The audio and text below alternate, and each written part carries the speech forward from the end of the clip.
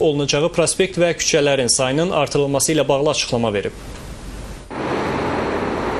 Bakıda yaşıl dalğanın tətbiq olunduğu küçə və prospektlərin adları açıqlanıb. Nəqliyyatın İntellektual İdarəetmə Mərkəzinin məlumatına görə hazırda paytaxtın 4 prospekt və 11 küçəsində işıqforlar yaşıl dalğa prinsipi ilə çalışır. Bunlar Tbilisi, Qaraqarayev, Nobil və Bülbül prospektləri, Bakıxanov, Rəşid Behbudov, Üzeyir Hacıbəyov, Zərifə Əliyeva, Həsən Əliyev, Hüseyin Cavid, Səməd Vurğun, Cəfər Cabbarlı, Hənifə Ələskərova, Təbriz və Şərifzadə küçələridir. Qeyd edək ki, dərs ilinin başlaması ilə avtomobil və sərnişin sıxlığını nəzərə alan Nəqliyyatın İntellektual İdarəetmə Mərkəzi küçə və prospektlərdə yaşıl dalğa tətbiq etməyə başlayıb. Yəni, nəqliyyatın sıx olduğu küçə və prospektlərdə işıqforlar günün pik saatlarına uyğun olaraq qurulur. Nəqliyyat vasitələrinin dayanmaması üçün yol boyu ardıcıl olaraq bir neçə işıqforda yaşıl işıq yandırılır.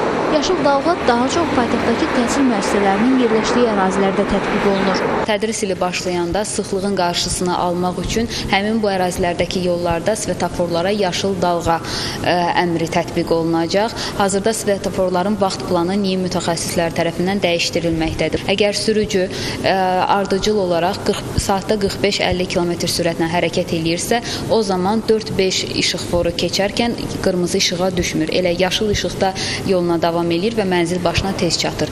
Əgər sürücü daha aşağı sürətlə və daha yuxarı sürətlə hərəkət edərsə, yəni bu artıq yaşıl dalğa demək deyil, qırmızı işığa düşəcəkdir. Dərs ilinin başlamasına qədər yaşıl dalğanın tətbiq olunacağı küçə və prospektlərin sayının artırılacağı istisna edilir. Yeni tədris ili başlayır və nəzərə alsaq ki, yollarda tıxaclar qaçılmaz olacaq. Bu məqsədlə Azəryolservis Açıq Səhmdar Cəmiyyəti öz öhdəsinə düşən vəzifəni yerinə yetirməyə çalışır. Lazım olan ərazilərdə təmir işlərinə başlayıb, yolda nəqliyyatın hərəkətinə mane ola biləcək fəsadlar aradan qaldırılır.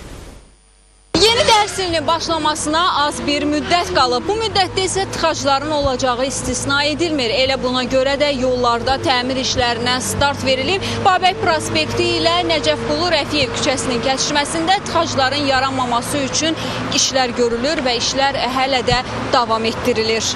Dərs ili başladıqdan sonra söz gedən yolda tıxacların daimi olacağını nəzərə alaraq yeni yol hissəsinin salınması işlərinə başlanılıb. Yol boyu asfalt örtüyü yenilənir. Yol kənarındakı səki də təmir olunur. Köhnə səki daşları yeni səki daşları ilə əvəzlənir. Babək prospekti ilə hərəkətdə olan nəqliyyat vasitələri geri dönmək üçün həmin kəsişmədə yerləşən dairədən istifadə etməli olurdular. Bu zamanda Nəcəfqulu Rəfiyev küçəsindən çıxan maşınlar da pik saatlarında, günün pik saatlarında həmin istiqamətdə tıxaca səbəb olurdu.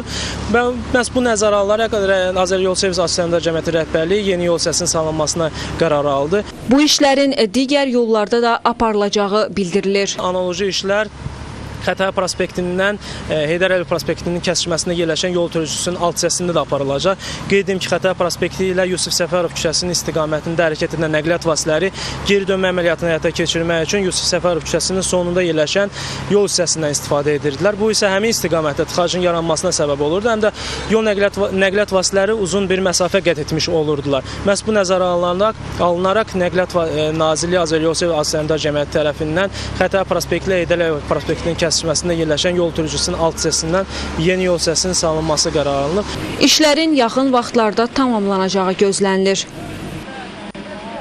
Yeni dərs ilinin başlaması ilə əlaqədar Dəmir Yolları Qapalı Səhmdar Cəmiyyəti də gücləndirilmiş iş rejimində çalışacaq. Xüsusilə bölgələrdən paytaxta gələn tələbələrin